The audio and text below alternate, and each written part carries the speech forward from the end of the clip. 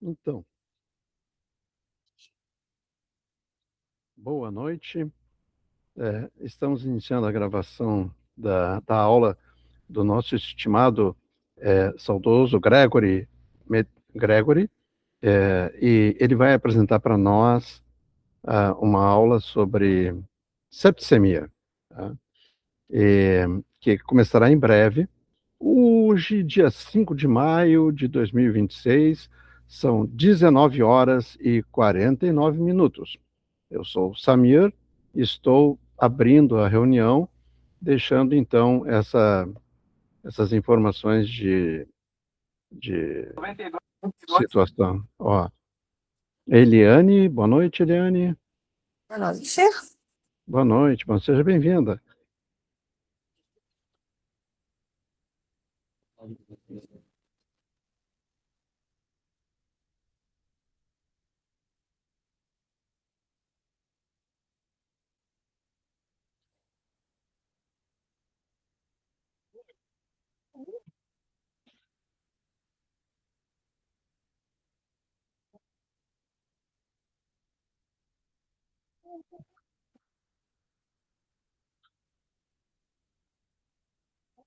Boa noite, boa noite.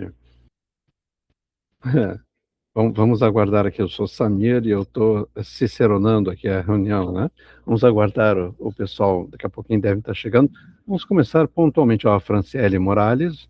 Boa noite, Fran, tudo bem? Boa noite, professor. Como tá? Tudo jóia, tudo bem.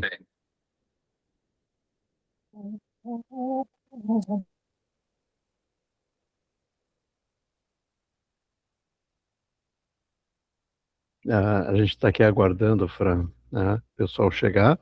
Está marcado para as 20 horas e vai começar às 20 horas. E eu estou só, então, aguardando o povo, né? Prof, eu vou silenciar aqui o microfone, desligar a câmera e vou fazendo algumas coisinhas. Quando começar a aula, eu volto para cá, então. Tá bem, 20 horas está começando. Tá bem.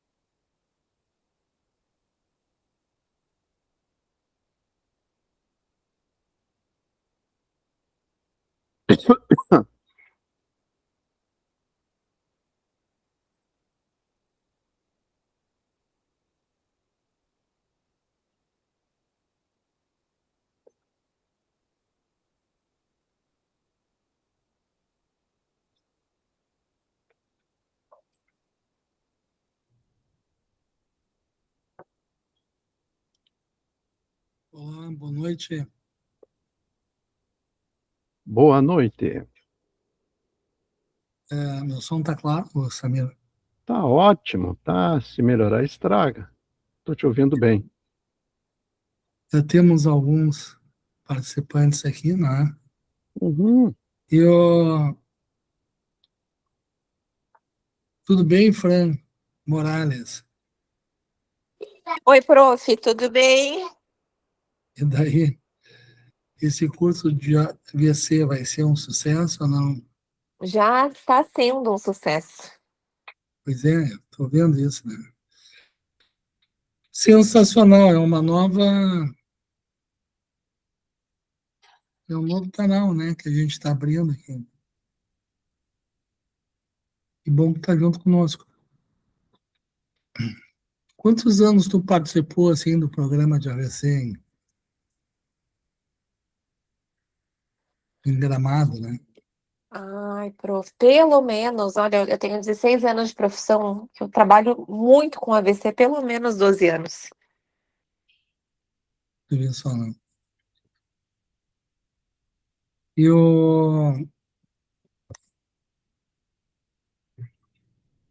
eu acho que com esse curso da American Heart Association, com esse curso nosso também, né? A gente vai conseguir dar uma empurradinha, assim, no processo, né? Tem muita gente trabalhando bem nessa área aqui no Brasil, mas a gente vai colaborar também de uma forma bacana.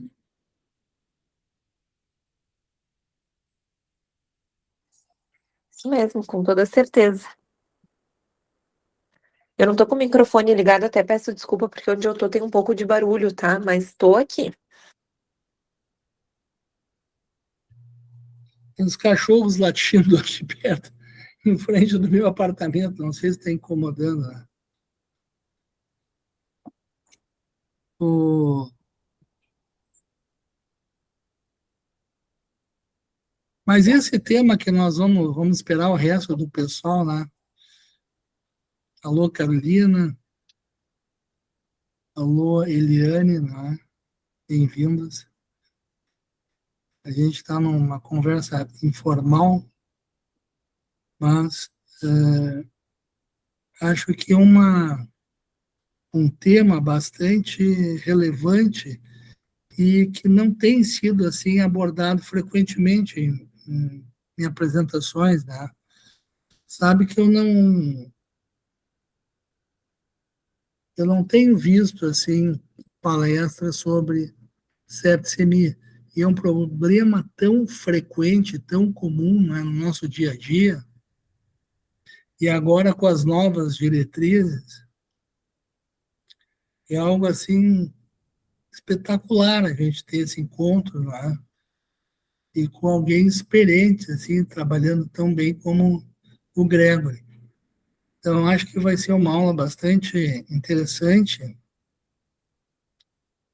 e que vai nos acrescentar muita coisa. O, a septicemia é uma das principais causas de morte, né?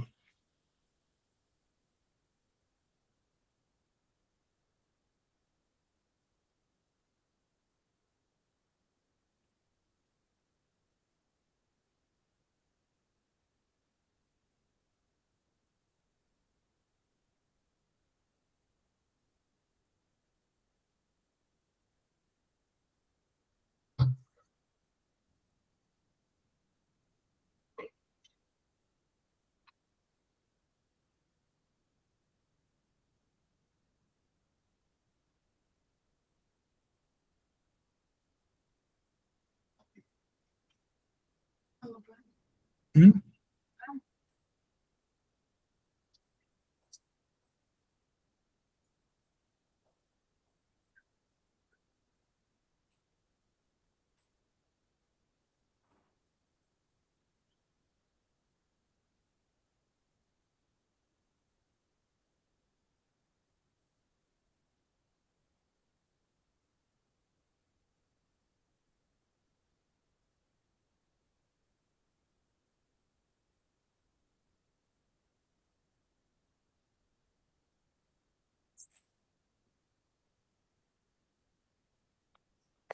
Ismael, é tu mesmo, Ismael.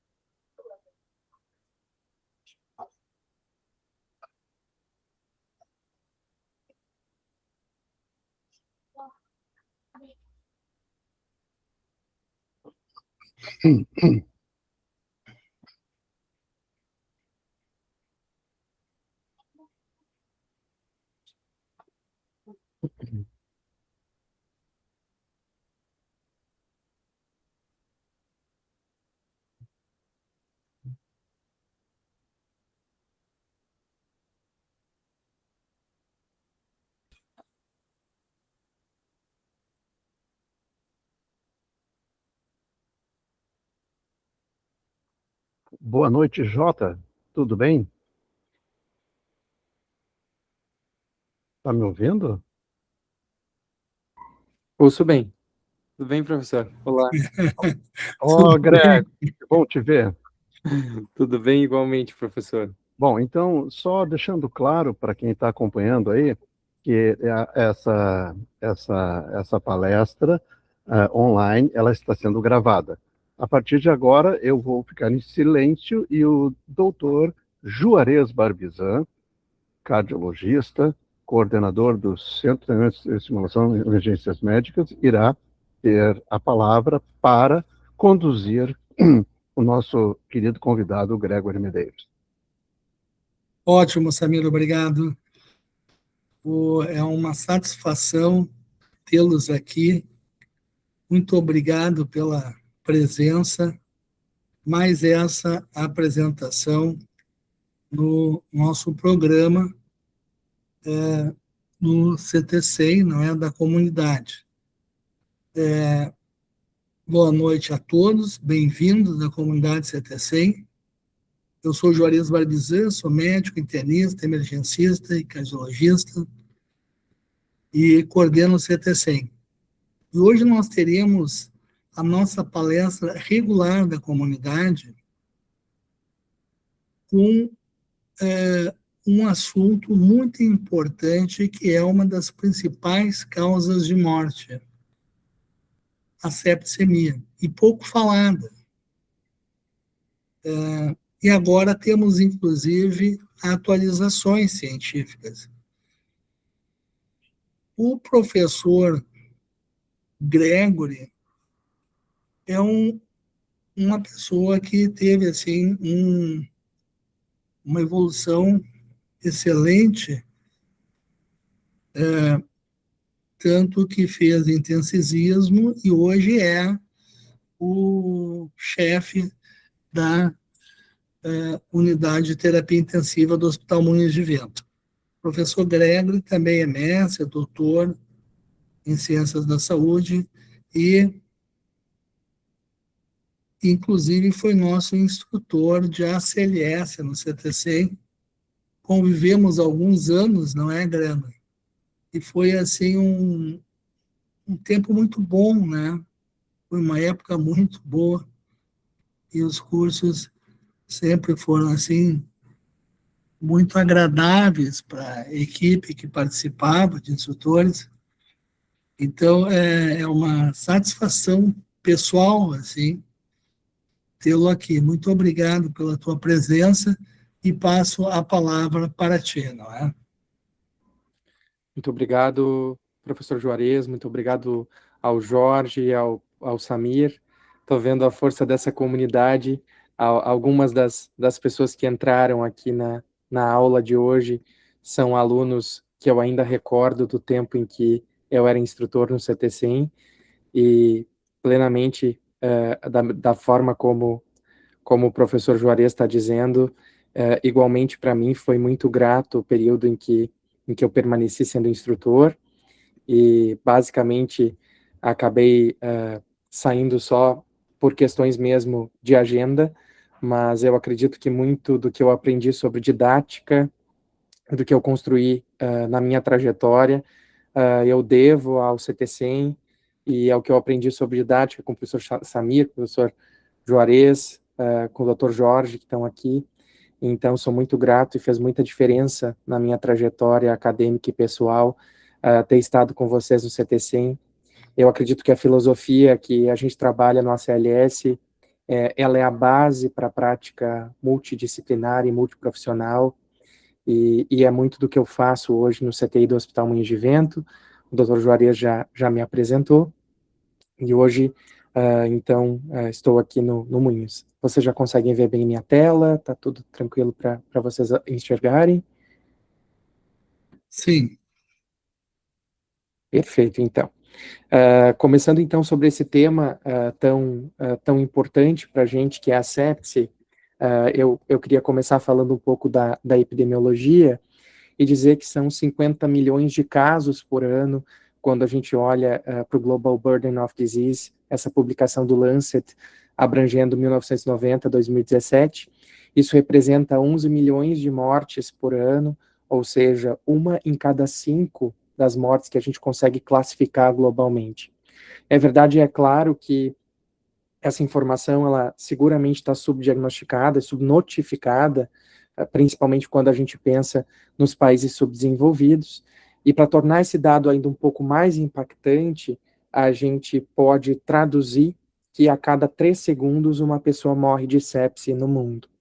Eu acho que mais nos dói como profissionais da saúde é saber que muitas dessas mortes elas não são devido à falta de tecnologia, mas sim por cuidado, por aquilo que a gente consegue oferecer através de um bundle, e aqui muito parecido com aquilo que a gente faz na corrente de sobrevivência da American Heart com doença cardiovascular isquêmica ou doença cerebrovascular isquêmica, quando um conjunto de medidas juntas, né, e não isoladamente, é que é capaz de mudar o desfecho dos nossos pacientes. Aqui, de novo, a gente vai falar de tempo. O tempo vai estar diretamente relacionado com a sobrevida desses pacientes e a qualidade de cuidado que a gente presta nas primeiras horas, desde a chegada desse paciente até a emergência, desde a maneira que a gente prepara a nossa sala vermelha para receber esse paciente, a prontidão que a gente consegue preparar um leito para receber esse paciente na UTI, é o que realmente vai conseguir evitar esse impacto já tão grande que a gente consegue observar desde pronto. Eu gosto muito de pensar na sepse como uma teia de fatores de risco entrelaçados, e a gente tem que pensar, assim, no hospedeiro, que somos nós, a gente tem que pensar no patógeno, mas essa discussão precisa ser ampliada, levando também em consideração o sistema de saúde e a sociedade. Toda vez que a gente tem hospitais precarizados, pobreza, desnutrição, baixa cobertura vacinal, um saneamento precário, equipes de saúde pouco capacitadas, e que bom que a gente tem iniciativas como essa aqui do CT100 para poder discutir temas relevantes para cuidar da saúde das pessoas. Tomara que, como esse projeto, a gente tenha muitos no Brasil para tentar reduzir um pouco esse burden, mas capacitar pessoas, aumentar a capacidade de atendimento e a qualificação das nossas UTIs, reduzir infecções nosocomiais, são medidas que conseguem melhorar esse desfecho e reduzir mortalidade. Pensando no hospedeiro, tem questões que a gente não consegue modificar, como a idade. A gente tem vivido um período em que há um aumento da expectativa de vida, uma inversão da pirâmide populacional, o que faz com que mais pessoas com redução de imunidade celular cheguem para o nosso cuidado, e esse é um dos fatores de risco conhecidos. A gente também não muda a genética, a gente tem imunossuprimido cada vez mais as pessoas com imunobiológicos, quimioterápicos de última geração, a gente usa cada vez mais dispositivos invasivos, e os patógenos também não estão como há 10 anos atrás. A gente tem vivido um aumento da resistência antimicrobiana para níveis alarmantes no Brasil, assim como nós sabemos que pacientes, agora nós estamos numa época propícia para isso, né, que tem uma infecção por influenza, por exemplo, ou uma infecção por SARS-CoV-2, isso aumenta o risco de co-infecções bacterianas associadas e também aumenta o risco dessa resposta desordenada do hospedeiro à infecção, que é a sepse. Olhando um pouco mais para o nosso quintal, olhando para o cenário brasileiro, essa é uma publicação de 2017, já um pouco antiga, a gente tem que apertar um pouco a doutora Flávia Machado, nossa presidente futura da Associação de Medicina Intensiva Brasileira, para um novo estudo SPREAD, mas aqui é uma análise de ponto prevalência. Vejam no mapa que o Brasil, de maneira geral, está bem representado, 227 UTIs representadas de maneira randômica, e 30% dos leitos nas UTIs brasileiras ocupados por pacientes com sepse. O que isso significa para a gente? Que tratar sepse implica diretamente no resultado da nossa UTI. na medida que 1 em cada 3 dos meus pacientes são sépticos, se eu não mudar a trajetória do paciente com sepse, se eu não melhorar o meu desfecho na sepse, eu não consigo entregar um resultado melhor na minha UTI.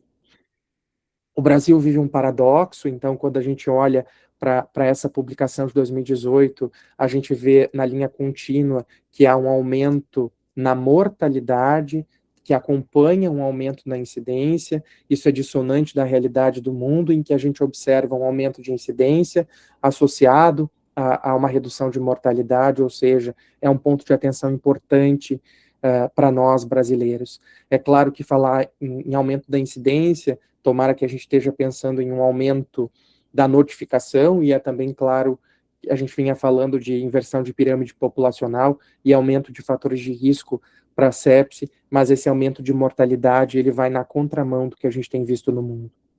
E morre bastante gente, não a um baixo custo. Vejam, nessa publicação da Vandenberg do Critical Care 2022, o Brasil aqui representado com essa bolinha grande, e o que a gente tem ali representado é custo por PIB, ou seja, proporcionalmente ao nosso PIB, o Brasil gasta mais que países como a Itália, o Reino Unido, a Austrália e os Estados Unidos com sepse, e ainda assim nós entregamos um resultado de pior mortalidade, o que me leva mais uma vez a refletir sobre aquela rede intrincada, aquela teia de fatores de risco que a gente estava olhando, em que a gente fala assim de hospedeiro, de patógeno, mas a gente não consegue dissociar o impacto que tem a sociedade e o sistema de saúde sobre o manejo dessa patologia.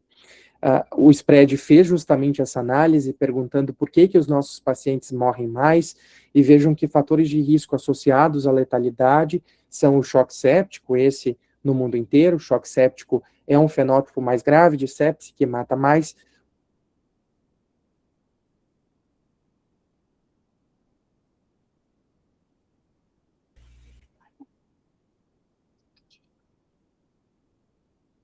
Tivemos um probleminha na conexão aqui com o Gregory. Vamos aproveitar, então, enquanto ele não retorna, e vamos escutar as colocações do coordenador. Ali está a secretária Barbizan, mas ele é o coordenador, doutor Juarez Barbizan, é o coordenador do nosso CTC. Doutor Juarez, queira, por favor, comentar assim, em relação ao que o doutor Gregory vem colocando. Pois então, vocês vejam que o que chama atenção é a alta prevalência, não é, da sepsis em todo o mundo e no Brasil, como causa de morte, e a dificuldade que nós temos no Brasil, caracterizada por esse alto custo, não é? Que impressiona, porque é assim, muitas vezes maior do que o mundo desenvolvido. Como o professor Gregor falou, é uma questão assim para a gente pensar, não é? E buscar assim o porquê disso e tentar corrigir. Então vejam que investir assim no manejo da septicemia é algo muito importante também economicamente, não é? Então nós estamos fazendo muita coisa errada, em suma. E o que o senhor acha dessa informação? Apesar de gastarmos mais proporcionalmente ao PIB em relação a outros países, a mortalidade por sepsis no nosso meio, Brasil, leia-se Brasil, ela está acompanhando a incidência, coisa diversa do que tem acontecido no mundo, que aumenta a incidência, até pelo envelhecimento da população, e também, como o Dr. Gregory bem colocou, pelo uso de imunossupressores, enfim, mas a mortalidade por sepsis diminui. Exatamente. Eu acho que esse é o ponto de interrogação, não é? E que certamente demonstra que nós estamos fazendo muita coisa errada, né?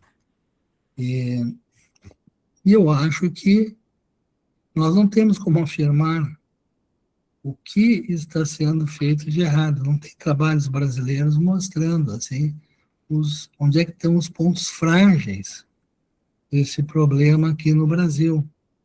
Eu acho que a gente pode enumerar potenciais problemas. Tá? Então, eu acho que infecção sempre é uma coisa complicada, no que tange, assim, continua sendo algo invisível, né? E que começa no ambiente de trabalho que eu acredito, assim, não se tomam as devidas precauções de contaminação, né? Eu acho que esse é um problema primeiro, assim, que tem que ser revisado, assim, nos ambientes de trabalho. Acho que o Dr. Gregory colocou muito bem a questão, assim, as 4 perspectivas, né, onde ele colocou, inclusive, a sociedade, o patógeno, o hospedeiro, tradicionalmente, né, e talvez um dos fatores possa ser o fato da sepsis ser uma condição da saúde que depende muito de diretriz, de seguir o protocolo local. Então, em pacientes com sepsis, as decisões elas não devem ser tomadas em função de um diagnóstico definitivo, uma ecografia que mostre o abscesso renal. O paciente tem que estar recebendo antibiótico muito antes, de acordo com parâmetros fisiológicos. Tá? Então, parâmetros fisiológicos para tomada de decisão significa seguir regras, né? Seguir regras. Uma sociedade que seja capaz de se organizar para seguir as diretrizes, né, aplicadas nos locais que se chama, então, protocolo. Né? Talvez seja um pouco isso, né? A gente não tem muita facilidade, pelo contrário, no nosso meio, em geral, as pessoas menosprezam, subestimam, não gostam de protocolos, né? E isso acaba provavelmente, né, nos legando algumas mortes aí, né, que estamos vendo. O Dr. Jorge Scoville está acompanhando também a nossa palestra, enquanto a gente aguarda o retorno do Gregory. Dr. Jorge, está na escuta? Antes do Dr. Jorge, é muito bem-vindo, mas antes disso, eu gostaria que tu desse uma revisada, Samir, se o Gregory não entrou, está tendo dificuldade de entrar por liberação do programa. Tu tens como visualizar isso, porque ele saiu e não está conseguindo entrar, né? Eu não tenho o contato do Gregory aqui, doutor Juarez, isso aí ficou com o senhor. Eu já estou em contato com ele, não estou conseguindo contato com ele. A Diva, então, muito competente, nossa administradora, né? Acabou de comentar aí, né? Está me escutando, Samir? Estamos te escutando, Jorge. Uma pena que ele perdeu a conexão. Mas espero que ele volte. Mas só para em anuência ao que o Samir falou, em relação a seguir protocolos, eu acho que a sepsis, né, é um dos assuntos que mais tem protocolos em relação às condutas padrão, né?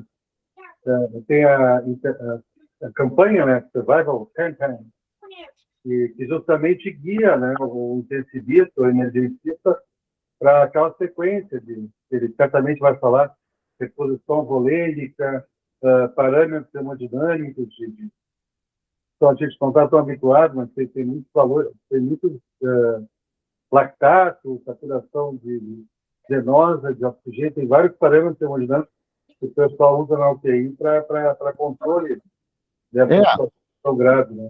Muito bem colocado, bem lembrado, Jorge.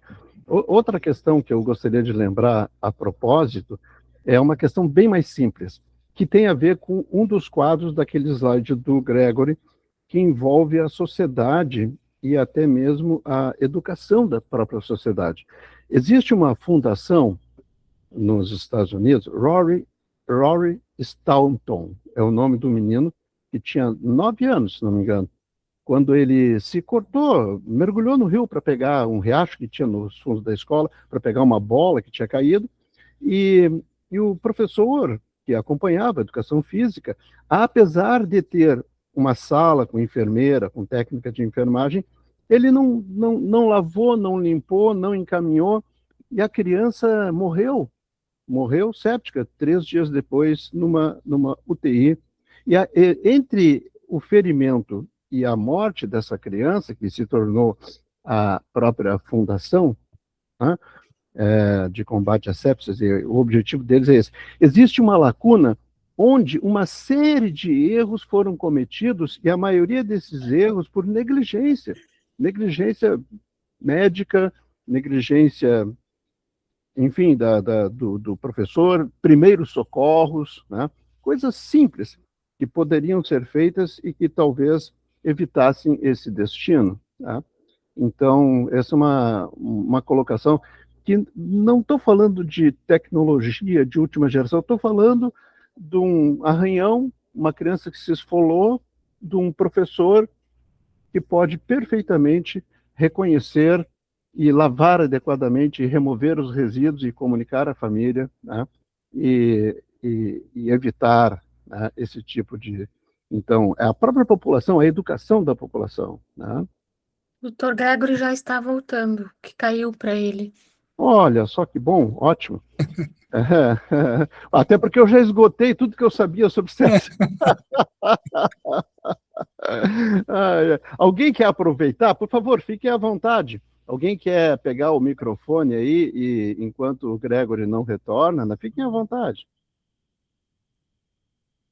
Nós temos muitos participantes, são bem-vindas as colaborações, não é? Comentários, sugestões, né?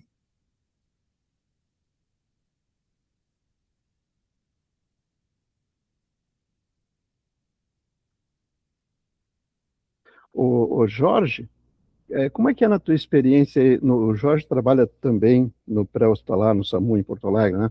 Como é que é a tua experiência, assim, em relação ao atendimento e ao encaminhamento desses pacientes? Interessante, Samira. Já se aventou essa possibilidade de tentar, digamos assim, ampliar o assunto, né? Mas realmente, no ATH, isso praticamente não é digamos assim, tratado, né? Não há tempo hábil.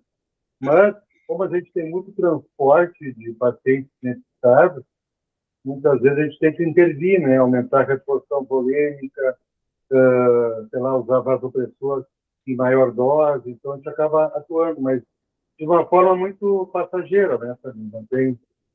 Não há tempo de fazer qualquer conjectura maior aí. Não, mas o que eu te pergunto, assim, tu tens visto casos de pacientes, assim, com comprometimento séptico aí no pré-hospitalar? Como eu falei ali, em transporte tem muito. Muito, Muito. Assim, eu entendi. É mais para transporte, né, entre um hospital e o outro. Exato. Eu estava numa unidade de menor complexidade para transporte para um hospital de maior complexidade. Uhum, perfeito.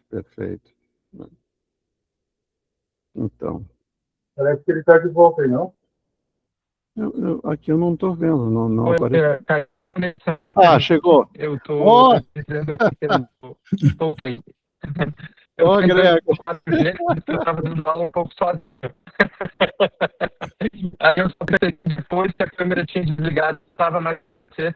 Agora eu estou abrindo no celular também, que daí me permite pelo menos ter um retorno se eu ainda estou na aula, se eu sair. Não, estamos todos Eu aqui vou ansiosos. só. Eu tô voltando só porque acabou, né, que eu moro, então, às vezes isso acontece. Eu tô aqui de retorno. Tá Aonde que a cortando gente um pouco o estava? Só Dr. exatamente. Gregory.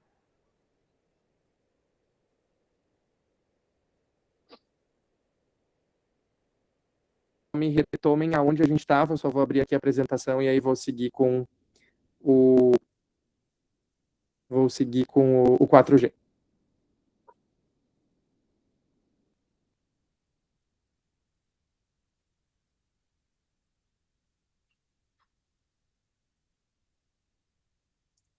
Vocês conseguem só me relembrar onde a gente parou? Porque eu acho que eu perdi um pouco a linearidade da aula.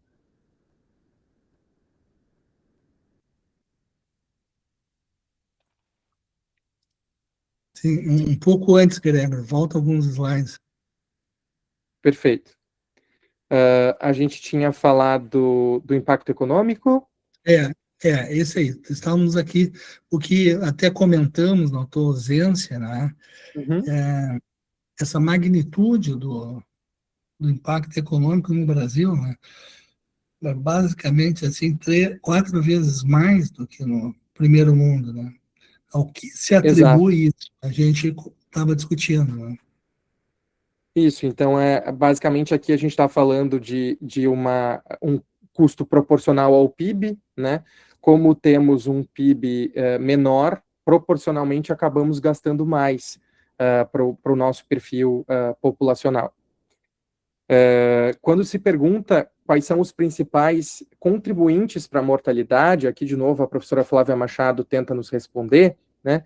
Vejam que existem 2 fatores seguramente modificáveis, um com gestão de sistema de saúde, que é a baixa disponibilidade de recurso, e o outro com atividades como essa que a gente está fazendo hoje, que é o eixo de não conformidade com os pacotes de tratamento. Então, toda vez que eu não consigo oferecer um tratamento assertivo para esse paciente, eu não consigo aderir a pacotes de tratamento bem definidos, que a gente vem debatendo há um tempo, eu aumento letalidade. Para além disso, o choque séptico é um subgrupo associado a maior letalidade, e aquele paciente séptico que desenvolve uma infecção associada à assistência à saúde, e a gente tem um espaço importante também para ter bundles de cuidado para reduzir infecções associadas à assistência à saúde, também morre mais. Pensando sobre definições, a gente tem que retomar lá 2016, quando a gente tem um marco conceitual importante e uma mudança conceitual relevante, que é a definição do que a gente chama de consenso sepsis 3. O que o Mervyn Singer e colaboradores nos disseram lá no JAMA em 2016? Eles passaram a chamar a sepse daquela infecção associada a uma resposta imune desregulada do hospedeiro, que levava a uma disfunção orgânica associada a risco de vida. E, para além disso, eles nos deram uma ferramenta de como definir essa disfunção orgânica ameaçadora da vida, e essa é a ferramenta, né? Nós chamamos essa ferramenta de SOFA, Sequential Organ Failure Assessment, né? O SOFA, ele é uma publicação lá da década de 90, 1996, é um pilar de definição que a gente usa para definir sepse, então, a gente chama de sepse aquela infecção associada à disfunção orgânica, caracterizada por um delta de 2 pontos nesse score, e se baseia, né, em diferentes sistemas orgânicos, 6 sistemas orgânicos. Então, eu avalio a hemodinâmica do paciente, função respiratória, função renal, a gente avalia a função neurológica, a função hepática, a coagulação desse paciente, e a gente vai classificar numa escala de 0 a 4, sendo 0 o normal e 4 o pior cenário possível. Ou seja, uma escala que vai de 0 a 24 pontos, e ela se associa à letalidade. Quanto maior o SOFA, maior a mortalidade. Na publicação original desses autores, lá de 96, com um SOFA maior do que 10 pontos, praticamente 100% dos pacientes, eles foram a óbito. Só que lá em 96, a gente não tinha ventilação não invasiva, a gente não tinha catéter nasal de alto fluxo, a gente não tinha hemodiafiltração venosa contínua, nós não tínhamos ECMO, e aí o mesmo grupo, o ano passado, no JAMA, publicou o SOFA 2. O SOFA 2 foi validado em um grupo de mais de 3 milhões de pacientes, em milhares de UTIs, 1.200 UTIs, mais ou menos, ao redor do globo, e ele incorporou aqueles mesmos sistemas originais, se tentou incluir outros sistemas, se avaliou a capacidade discriminativa do score com essa inclusão, e acabou-se ficando com os 6 sistemas originais, com essa escala de 0 a 4, mas sim se conseguiu incluir suporte mecânico cardiovascular, catéter nasal de alto fluxo e VNI, por exemplo, que são coisas que a gente utiliza hoje mais comumente na UTI. Falando um pouquinho do choque séptico, ainda em definição, então vejam que é um fenótipo mais grave, em que a gente tem dois fenômenos acontecendo simultaneamente. Um deles é a dificuldade de fluxo sanguíneo para as células, e o outro é a dificuldade de extração de O2 por esse mecanismo celular.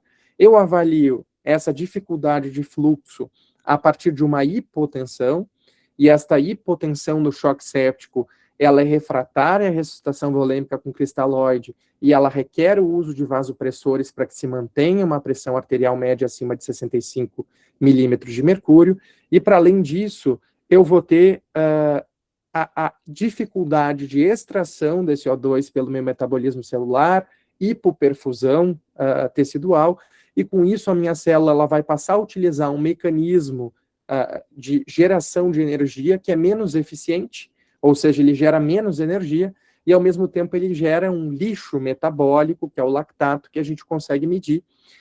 Então, no choque séptico eu tenho sepse associada à disfunção hemodinâmica, marcada pela necessidade de vasopressor para que se mantenha a PAM acima de 65 milímetros de mercúrio, e além disso eu tenho hipoperfusão tecidual, que eu posso medir com lactato sérico maior do que 2 milimol por litro, e aqui a unidade é importante.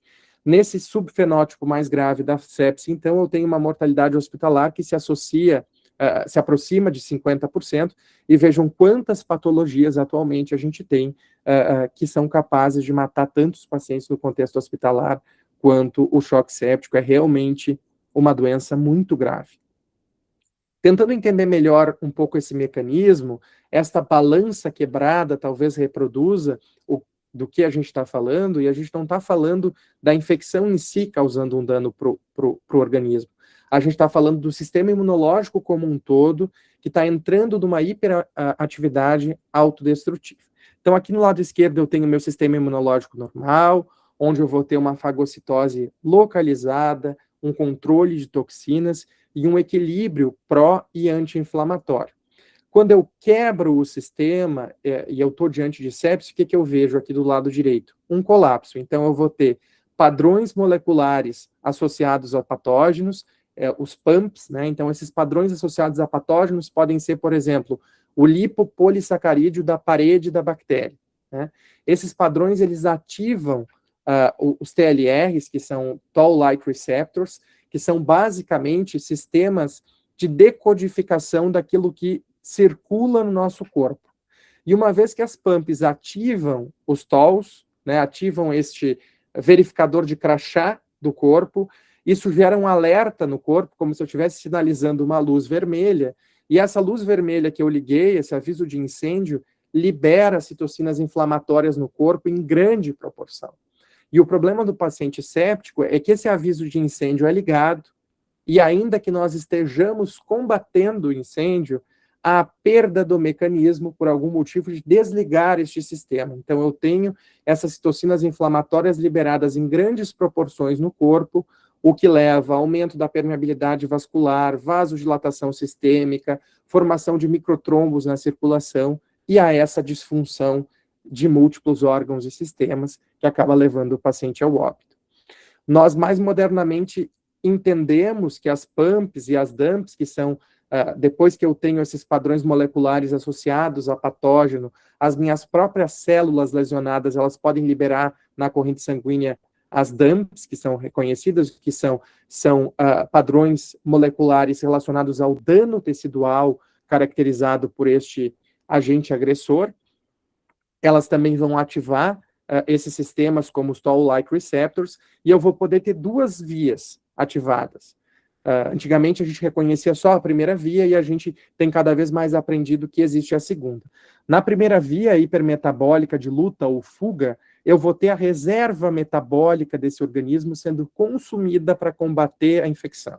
Então eu tenho catabolismo, autocanibalismo, eu tenho quebra de músculo, quebra de gordura, e o corpo ele vai tentar se preparar do ponto de vista energético para enfrentar esta infecção.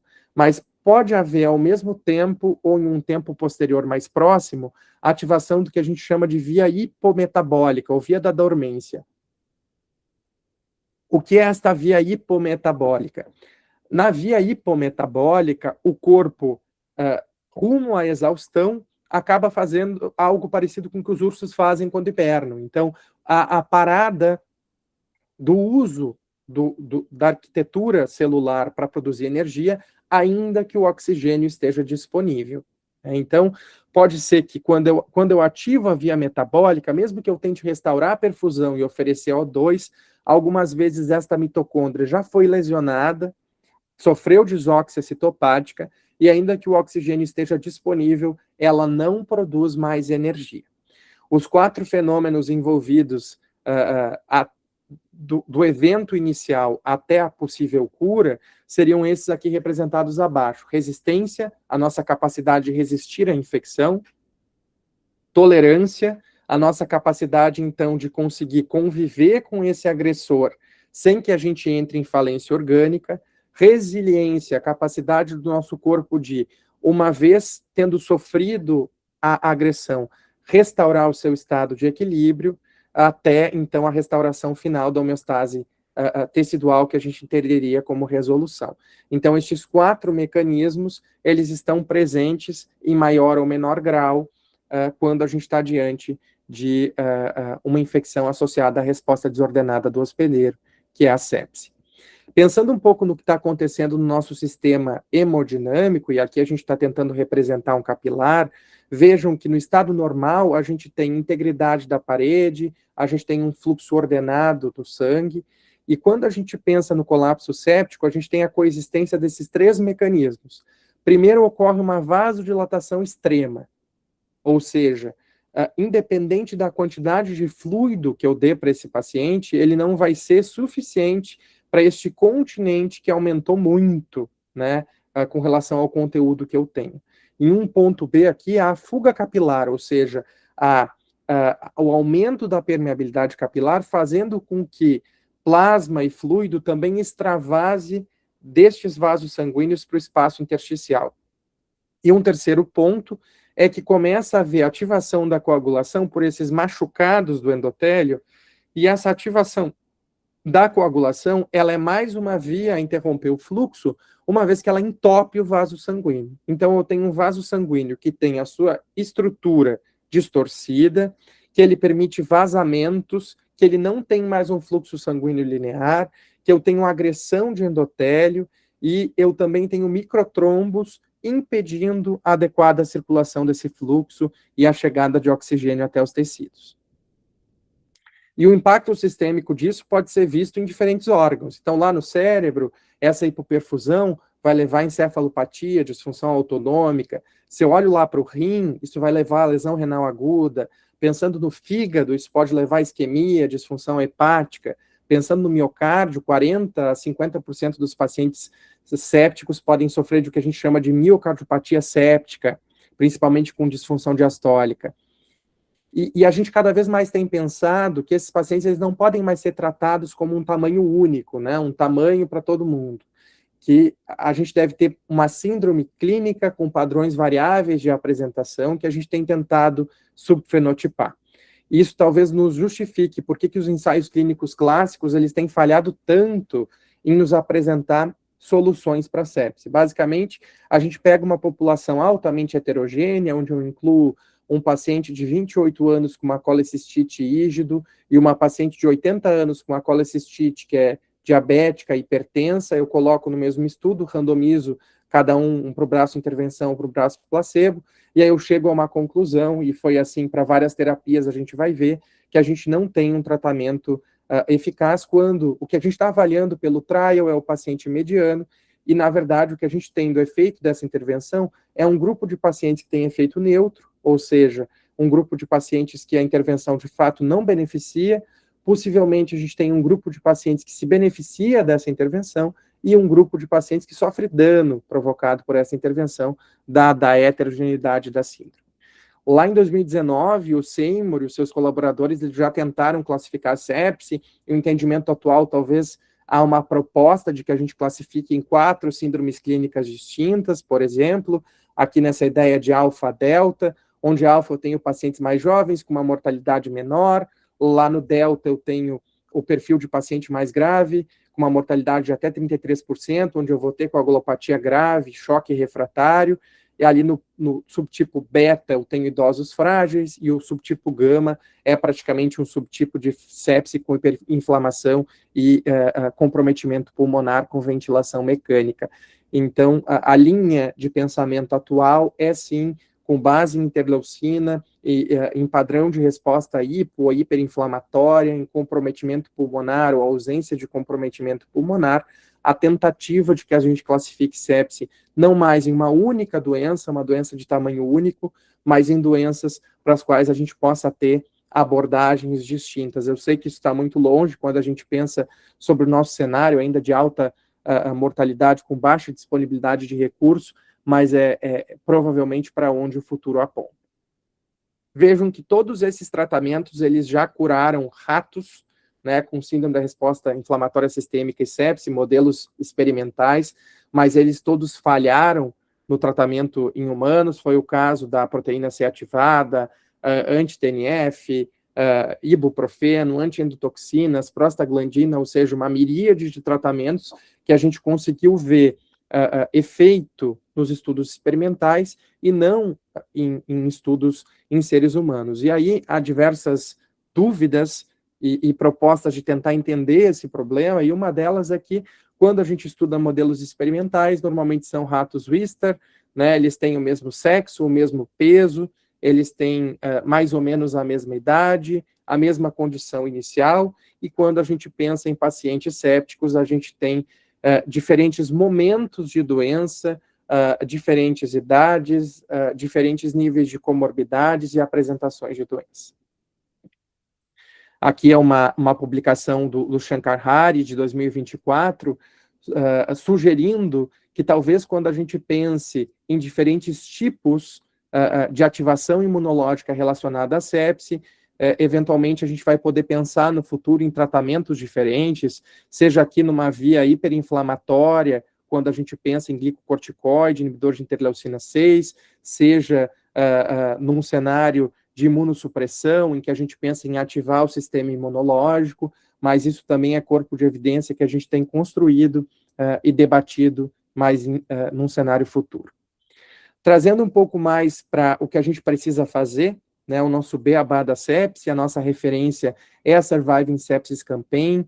A gente tem hoje o orgulho de ter vários brasileiros compondo o board da Surviving Sepsis. Aqui no Hospital Moinhos de Vento nós temos o Dr. Regis Rosa, que é uma das minhas grandes referências em terapia intensiva, chefe de serviço de medicina interna do Moinhos. Ele é um dos autores do capítulo de cuidados pós-sepse e reabilitação. A gente tem também o professor Tiago Lisboa, do Hospital de Clínicas, a gente tem o Dr. Luciano Azevedo, a professora Flávia Machado.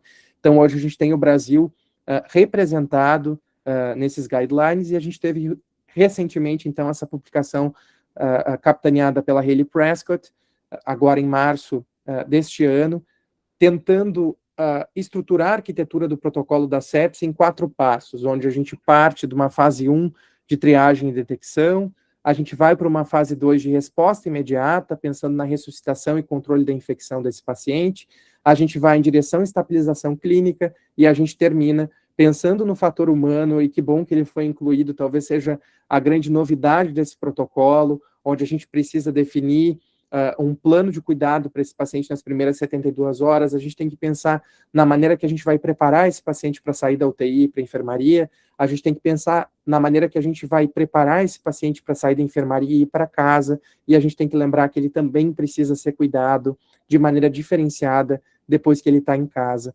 Então, me parece que quando a gente pensa na arquitetura desse protocolo, o que a gente tem de mais novo é na fase 1 e na fase 4. Na fase 1 a gente já vai ver, e conversa muito com o que vocês estavam fazendo quando eu caí, né?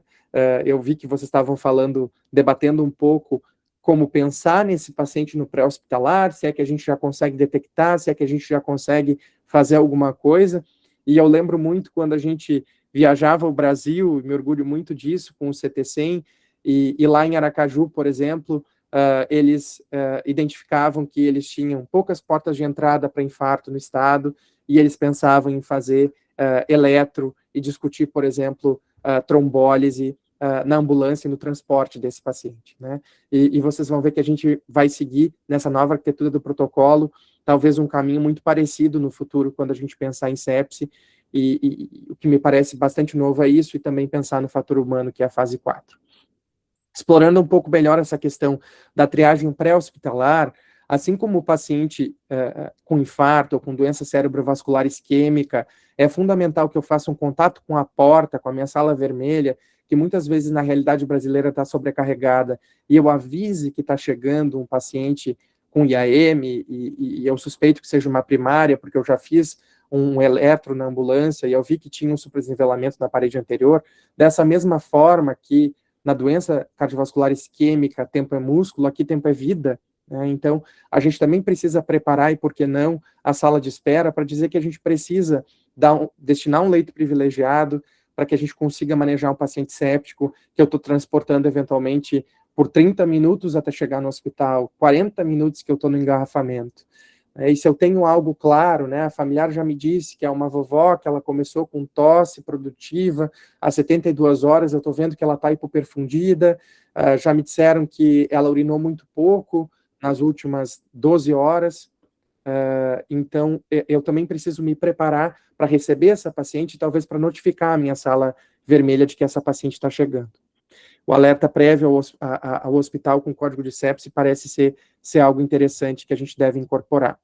Para além disso, há uma sugestão, e é claro que, assim como na corrente de cuidados do Advanced Cardiac Life Support, a gente tem aqui muitas evidências de menor grau hierárquico.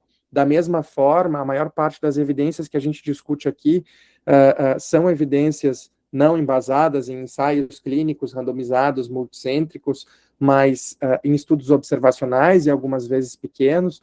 Há uma sugestão do novo protocolo para que a gente pense em administrar antibióticos, e é claro que não há um antibiótico universal que a gente possa usar para qualquer síndrome clínica, mas talvez a gente alinhar com controle de infecção hospitalar ou com algum serviço de infectologia no município, se a gente estiver pensando num sistema público, qual é a resistência antimicrobiana nos principais sítios, pulmão, trato abdominal, trato geniturinário, e aí a gente ter um antibiótico específico que a gente possa usar para esses pacientes, principalmente pensar em administrar na ambulância quando a gente tiver esses 3 critérios. Então, um paciente que já tem um choque séptico provável ou definido, porque ele tem uma infecção provável ou possível e ele já está hipotenso, que eu tenho um tempo de transporte crítico, então eu estou tendo muita dificuldade de transportar esse paciente, ou porque uma porta de entrada não está aceitando, ou porque de fato o transporte é longo, ou porque eu estou com alguma limitação nesse transporte,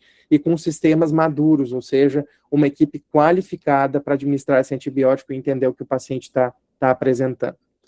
Quando a gente pensa na triagem, lá em 2016, o QuickSOFA criou algum grau de confusão, era um sistema em que a gente avaliava 3 sistemas, neurológico, respiratório e hemodinâmico, então uma PAS menor que 100, uma frequência respiratória maior ou igual a 22, um Glasgow como esquema menor do que 15, e quando o paciente tinha 2 ou mais desses critérios, foi sugerido em algum momento que a gente usasse para triagem, mas o que se verificou?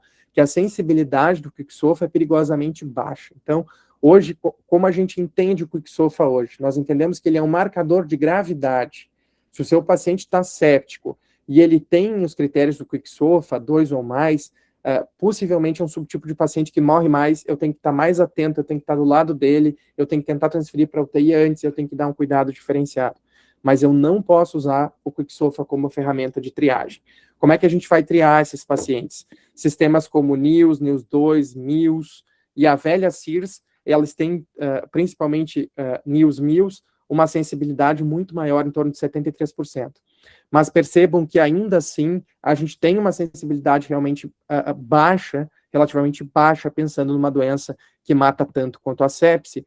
Por isso que o consenso diz para a gente que se a gente deve usar NIOS, MIOS, CIRS, mas que julgamento clínico e histórico do paciente são muito importantes. Então, nada substitui, até hoje, na triagem de sepse, um bom médico, com bom raciocínio diagnóstico ao lado do paciente, e é claro que eu sei o quanto o CT100 também se preocupa em qualificar a equipe multidisciplinar, o quanto o enfermeiro, o técnico de enfermagem, que estão do lado desse paciente, né, o dia inteiro, muitas vezes, muito mais tempo do que o profissional médico, eles também precisam estar educados e capacitados para fazer reconhecimento precoce de sepse.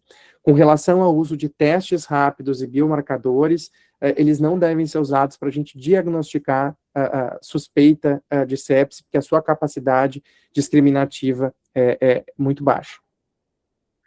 Partindo, então, da fase de triagem e detecção para aquele passo 2, onde a gente começa a inserir o bundle de cuidado dos pacientes.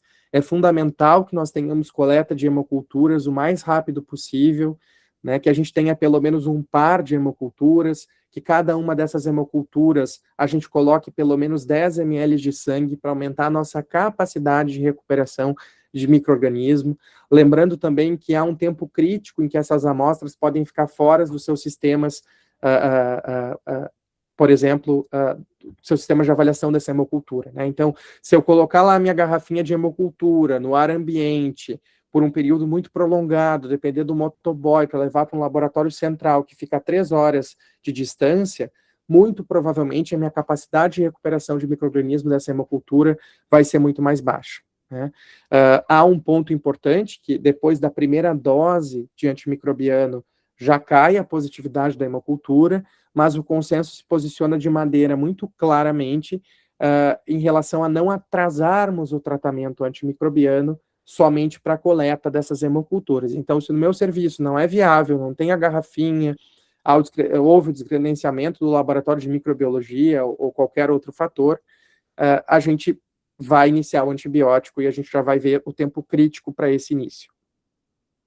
Além disso, é importante que a gente consiga dosar o lactato inicial, não mais com o objetivo da gente lavar lactato, como a gente fazia, né, alguns anos atrás, entender que depois que eu conseguir, e a gente já vai ver como ressuscitar volemicamente esse paciente, como ajustar também a resistividade desse vaso sanguíneo, então, ajustar a resistência vascular sistêmica com um vasopressor. Se eu tenho um lactato persistentemente elevado, isso talvez esteja muito mais relacionado a uma disóxia e a ativação daquele mecanismo citopático e via hipometabólica, em que mesmo ao oferecer oxigênio eu não consigo gerar mais energia, do que propriamente a uma ineficiência da minha estratégia de ressuscitação, se eu seguir os passos como eu deveria.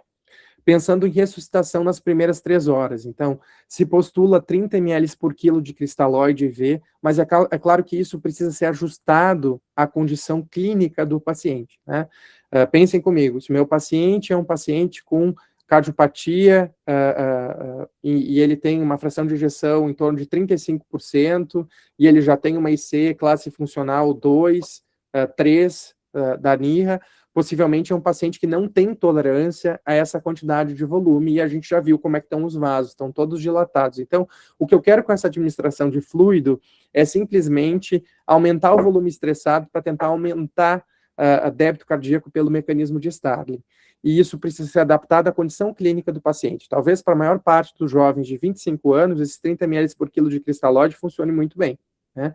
E a gente está falando aqui de peso ideal. Então, estou falando de um adulto jovem com peso ideal em torno de 70 quilos, eu pensaria em torno de 2 litros de fluido para esse paciente com início imediato. Mas é preciso que eu vá reavaliando esse paciente periodicamente. E o que eu quero olhar? Eu quero olhar principalmente para janelas do corpo desse paciente. Que janelas se mostram para mim no paciente séptico e são mais fáceis de avaliar? A pele desse paciente, né?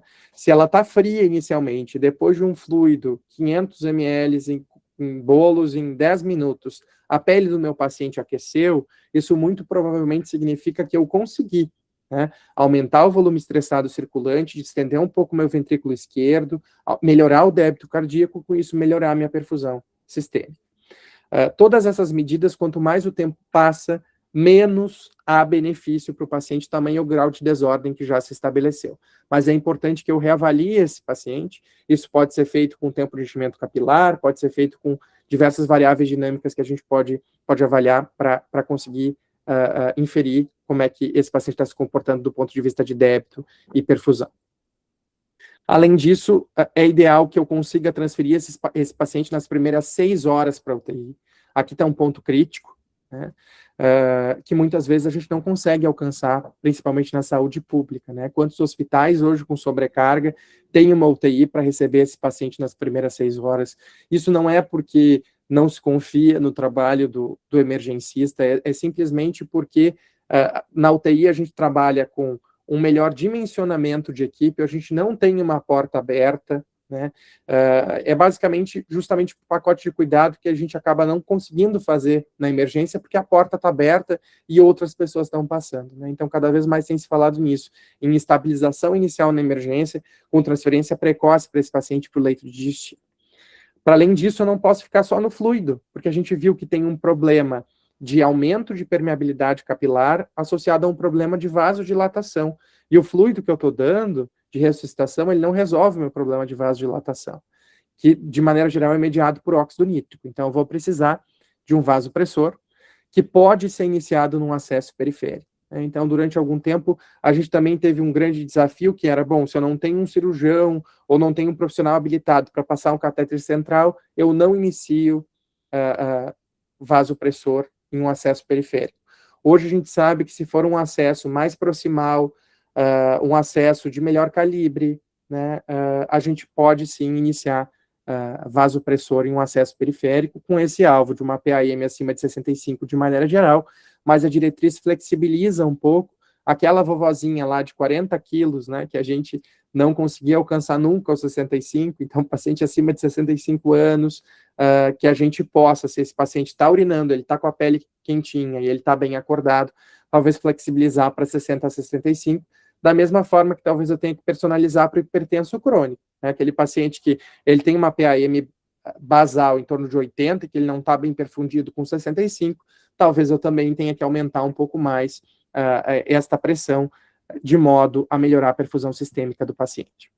Pensando em antimicrobiano, lembrando aqui que nem toda sepse é de origem bacteriana, então a gente pode ter sepse de origem viral, a gente pode ter co-infecção, a gente pode ter sepse de origem fúngica, e nesses casos o antimicrobiano não vai nos auxiliar, né, é só uma lembrança importante para a gente fazer nesse momento, mas com relação ao antimicrobiano, parece não haver grande dúvida de que quando a gente tem um paciente com choque e uma alta ou definitiva probabilidade de sepse, ele deve ser administrado de maneira imediata, ou seja, dentro da primeira hora do tratamento.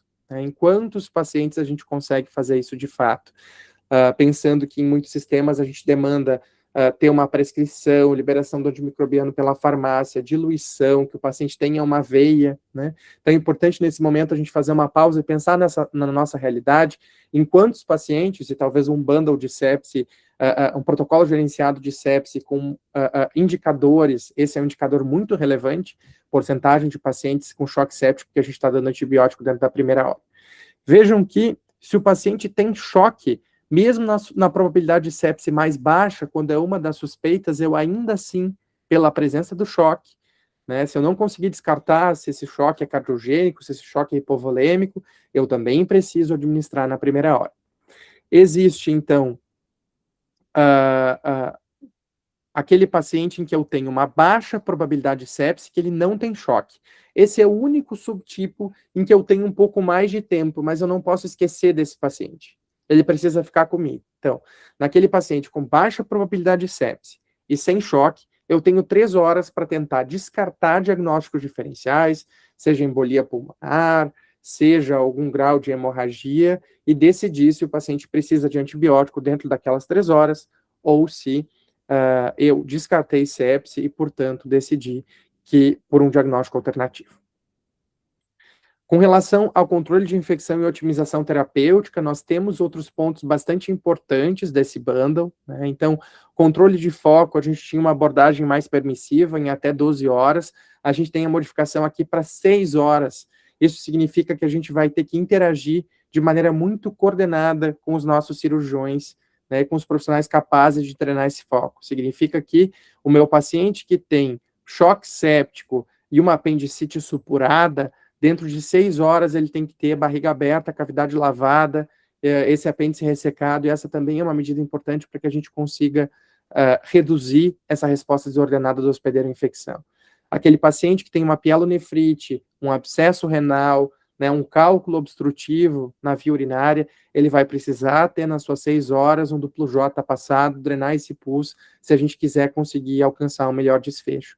Então vejam que esse bundle, ele também fala de uma coordenação de cuidado dentro de uma jornada entre diversos sistemas, né, a gente está pensando ali desde a triagem, eu nem falei de programa de educação comunitária para que a população entenda o que é sepse, a gente está partindo aqui de triagem, e vejam que conversa muito com o que se faz no CTC, porque é uma jornada pela qual as doenças cardiovasculares, elas já passaram, e eu não digo que não há desafios, ainda há muitos desafios em entendimento público e social do sistema de sobrevivência relacionado à doença cardiovascular, mas vejam que aqui a gente está falando basicamente da mesma coisa, coordenação de cuidado, uma equipe grande que precisa estar funcionando de maneira muito ordenada para que a gente tenha um melhor desfecho. Um outro tópico que vem cada vez mais em debate é a maneira que a gente vai administrar antibiótico, e hoje a gente tem uma forte recomendação para fazer a infusão prolongada de antimicrobiano, a gente já vai ver que não é tão simples, e da mesma forma que a gente acabou de falar que a procalcitonina não deve ser usada para triagem, o Surviving Sepsis sugere que a gente utilize para definição do tempo de tratamento. Então, a gente está falando em tempos de uso de antibióticos cada vez menores, para a maior parte das patologias, 5 a 7 dias, podendo utilizar a procalcitonina como critério de resolução de infecção, e aqui, de novo, estou falando de infecção bacteriana e suspensão de antimicrobiano. O caminho para infusão prolongada, ele vem muito dos estudos Bling. O último Bling 3, é verdade que ele teve uma melhor taxa de cura clínica e ele não alcançou a superioridade da infusão prolongada para o seu desfecho primário, que foi mortalidade em 90 dias, mas quando se reavaliou isso com a meta-análise do JAMA, baseada em análise bayesiana, se encontrou um NNT de 26 para salvar uma vida.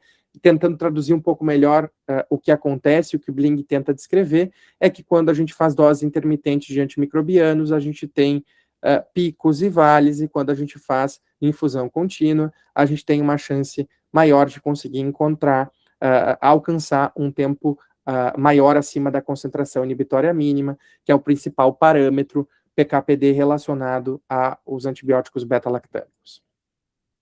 Pensando um pouco no desafio prático, vejam aqui um exemplo de piperacilina e meropenem, se a gente quiser começar a usar hoje em infusão contínua no nosso hospital.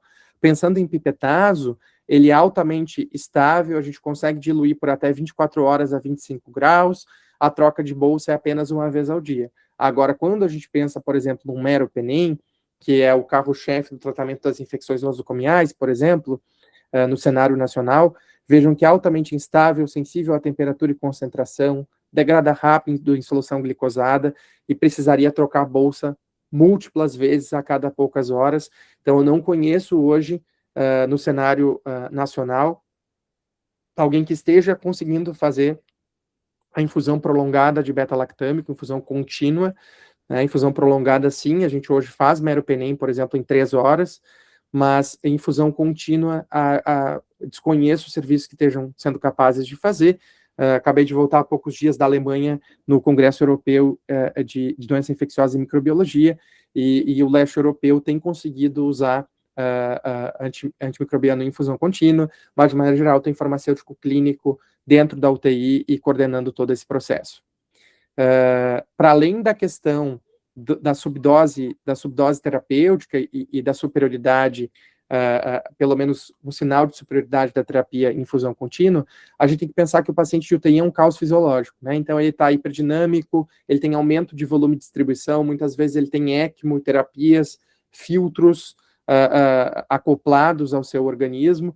Isso faz com que, com mais facilidade, ele passe a ter falha clínica e resistência antimicrobiana por estar subdosado. A gente tem cada vez mais feito doses de ataque de antimicrobianos para pacientes críticos, e o ajuste para a função renal acaba sendo mais tardio, depois de 48 a 72 horas de terapia, justamente para que a gente consiga alcançar o steady state do antimicrobiano e só depois a gente reduza, pensando em toxicidade, como dano a órgãos e alterações neurológicas, que a gente sempre lembra muito do cefepime, mas é um efeito de classe dos beta-lactâmicos. Pensando no fluido que a gente vai usar para ressuscitação, a primeira linha sugerida pelo protocolo são os cristalóides balanceados, né?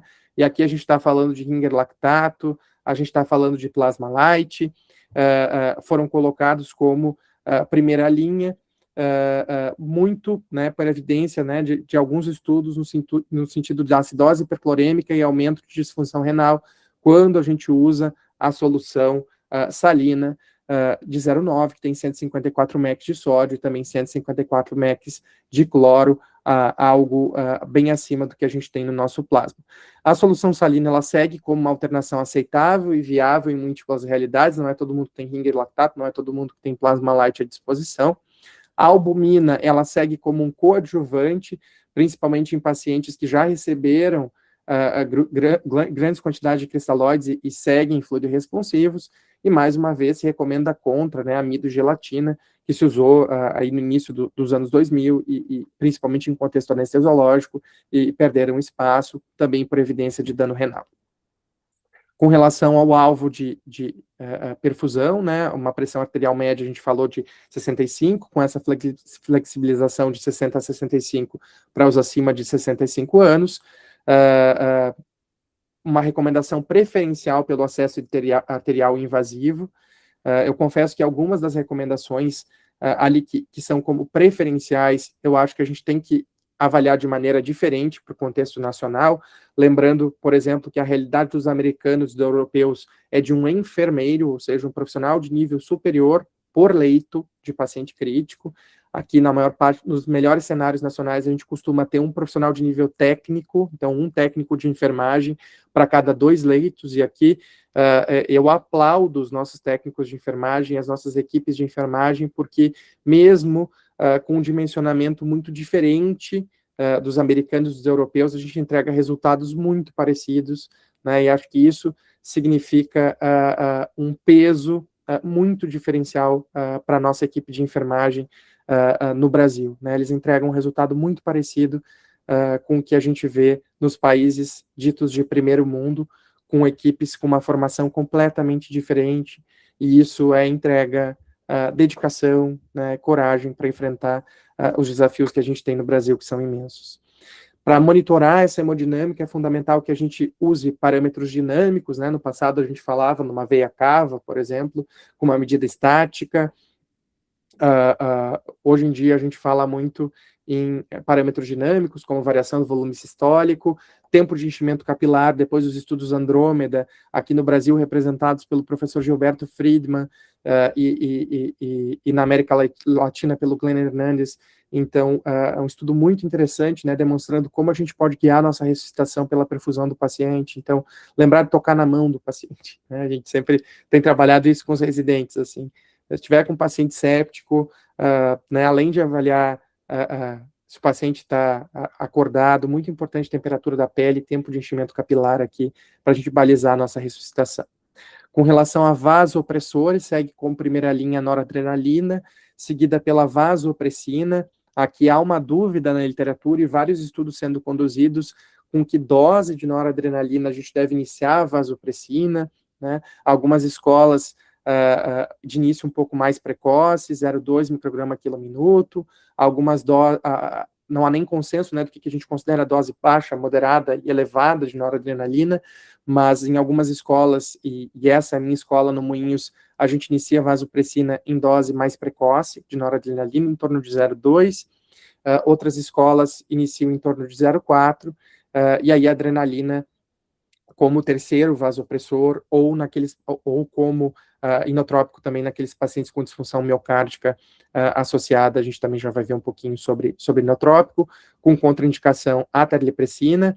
No futuro, seguramente, a gente vai discutir aqui também um pouco de angiotensina 2, que é um novo fármaco que já está presente nas UTIs da Europa e que a gente ainda não tem experiência de uso no Brasil. Com relação à disfunção miocárdica, a gente já comentou que ela ocorre em 40% a dos pacientes. O inotrópico de escolha parece ser a dobutamina, o recomendado, e como opção alternativa o uso da adrenalina. Alvo de saturação se definiu nesse consenso 90% a 96%, entendendo, a gente tem participado aqui no Moinho de Vento do Mega Rocks, né, um grande trial para avaliar exatamente a saturação alvo que a gente deveria buscar, mas não parece haver evidência na literatura nem para se manter saturação abaixo de 90, nem acima de 96, e a gente tem uma mudança conceitual importante com relação ao suporte de O2, em que se entende que o catéter nasal de alto fluxo, né, também aqui seguramente com impacto de custo sobre o sistema de saúde, não é a mesma coisa que o O2 de baixo fluxo. Então, a gente já sabia do ponto de vista fisiológico, quando eu uso oxigênio por catéter nasal de alto fluxo, para além de oxigênio, eu estou dando pressão na via aérea, eu estou dando um pouco de PIP, principalmente se o paciente ficar de boca fechada, e cada vez a gente tem mais corpo de evidência para pensar em usar o catéter nasal de alto fluxo, principalmente naquele meu paciente que eu estou dando 4, 5, 6 litros de oxigênio e ele está saturando 90, 91, assim como a ventilação não invasiva como alternativa. Se sugere também a questão da pronação em paciente acordado, que foi algo que a gente usou bastante na pandemia do SARS-CoV e que a gente não vem fazendo, né, no efeito principalmente sobre as regiões não aeradas no pulmão. Sobre ventilação, nenhuma novidade, o mesmo que a gente costuma seguir na SARA, então 6 ml por quilo de peso predito, com limite de pressão de platô de 30, usar a régua das altas PIPs quando a gente tiver SDRA, né? Uma recomendação contrária às manobras de recrutamento, como a gente viu no protocolo ART, e prona como estratégia de resgate. E aqui o fator 4, né, que eu disse que talvez seja a grande novidade do consenso, que é a discussão precoce dentro das primeiras 72 horas de admissão com essas famílias sobre cuidado e prognóstico dos pacientes, que isso de maneira geral seja feito pelo médico assistente, né? Então, há um peso, né, da gente ter que colocar isso num protocolo, mas quantas equipes elas estão preparadas para conversar de maneira aberta com os pacientes e com as suas famílias, entendendo os valores do paciente, conseguindo fazer um cuidado centrado no paciente e na família, para entender, né, como era a vida daquele paciente, o que é a definição de qualidade de vida para ele, para que a gente consiga balizar o tratamento, entendendo que aqui a gente está falando de uma doença de alta mortalidade, alto risco de desfecho favorável e com um burden elevado também depois do hospital, e a gente está falando de doença neuropsiquiátrica, muitas vezes baixa taxa de retorno ao trabalho desses pacientes, alto grau de comprometimento físico, mesmo nas melhores estruturas de reabilitação. Pensando na transição desse paciente, né, tanto da emergência para a UTI, mas principalmente o passo crítico de escalonamento desse paciente da UTI para a enfermaria, a gente tem feito no Moinhos, para esses pacientes que usam muitos recursos, um trabalho que é chamar a equipe da unidade de internação, a equipe da enfermaria, para conhecer esse paciente que a gente cuidou dentro da própria UTI, né?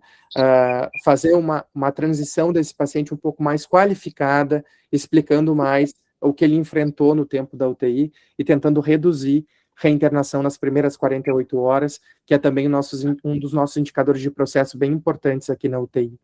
Também pensar com auxílio né, das equipes assistentes e da farmácia em reconciliar medicamentos desses pacientes, quantos a gente julga só em delírio, a gente não consegue tratar agitação de difícil controle, então sem os psicofármacos de uso crônico, e também pensando num planejamento pós-alta, entendendo quais são as realidades de necessidade de suporte desse paciente, tanto econômico quanto social, se ele consegue ir para casa, se ele precisa ir para uma instituição de cuidado de longa permanência, se ele precisa de um cuidador 24 horas por dia, se ele precisa de fisioterapia 3 vezes por semana, isso também é parte do cuidado relevante, e a gente também precisa encarar esse desafio como sistema de saúde. Resumindo, já me encaminhando para concluir, então, a gente tem um tempo zero de suspeita clínica, onde a gente coleta lactato e hemocultura, preferencialmente antes da administração do antibiótico. A gente tem a necessidade de iniciar antibiótico imediatamente principalmente quando a gente tem choque presente ou alta probabilidade de sepse. A gente tem 3 horas para fazer fluido desse paciente e avaliar do ponto de vista dinâmico se ele precisa de mais fluido. Lembrando que a gente inicia com cristalóide balanceado e pode passar para albumina quando a gente está fazendo grande volume. A gente precisa atender a hemodinâmica desse paciente se ele for não conseguir ter sido normalizar, otimizar essa pressão para cima de 65 com cristalóide, iniciando noradrenalina, seguida de vaso e ainda seguida de adrenalina, quando a gente tem um contexto mais refratário. E no contexto respiratório, lembrar da importância do catéter nasal de alto fluxo precoce e do uso dos mesmos critérios que a gente usa para SDRA nos pacientes com sepse. Para além disso, o recado da fase 4 é o fator humano, o estabelecimento claro de metas de cuidado para esse paciente nas primeiras 72 horas. Assim eu concluo, agradeço a todos pela atenção até então e abro para perguntas, comentários e sugestões.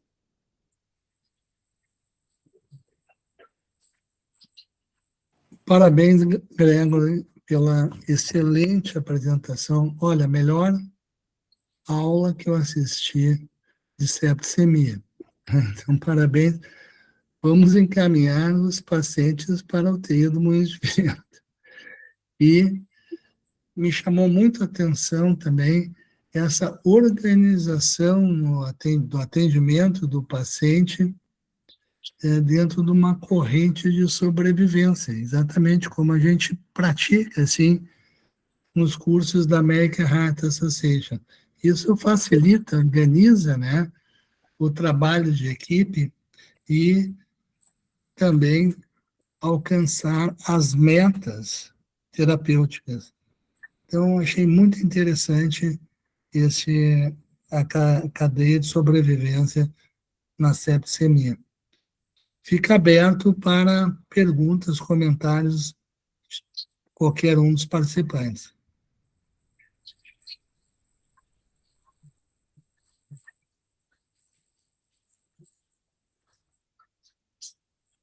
Bom, eu saliento assim que a aula ficará gravada, disponível aqueles que tiverem acesso à comunidade, né? Tem ali um link no final da chamada que foi enviada, que tu clicando entra automaticamente na comunidade. E lá nós temos algumas aulas, não é? Poucas ainda, porque esse programa é recente.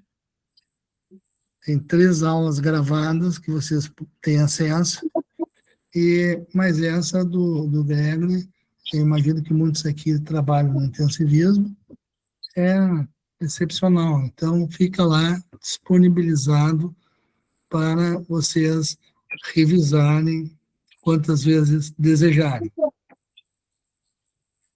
Letícia, quer falar? Eu agradeço muito. Eu agradeço muito a oportunidade, professor, vindo do senhor que basicamente iniciou a educação continuada em gestação no país. Me honra muito seu comentário. E eu vi que tem, agora o Thiago levantou a mão, mas eu vi que tem vários membros também da minha equipe aqui, e eu não poderia perder a oportunidade de agradecer pelo empenho no dia a dia, que a gente mais uma vez está falando de uma doença que a gente não atende sozinho, né? O médico é uma das peças desse quebra-cabeça, mas eu tenho o privilégio de trabalhar com uma equipe que todos os dias se esforça, literalmente dá a vida para garantir um melhor desfecho desses pacientes, e é um desfecho que hoje a gente comemora. No mês passado, a gente teve 340 admissões nos 70 leitos de UTI, que eu coordeno junto com a Anne, que está aqui, e com um grande time de supervisores. Nós tivemos 20 óbitos, e desses 20 óbitos, 12 pacientes foram indicações de cuidado paliativo, ou seja, nós tivemos 8 óbitos em 340 internações, uma mortalidade global de UTI de aproximadamente 3%. Isso significa que hoje a UTI é um lugar para viver, né? 9 em cada 10 pacientes estão nos procurando, a gente tem conseguido dar alta. Os australianos têm dito que a UTI é um lugar pelo qual todos nós vamos passar, que vivemos o suficiente, seja num pós-operatório, seja se reabilitando de algum procedimento. e é um orgulho a gente conseguir entregar um resultado como esse.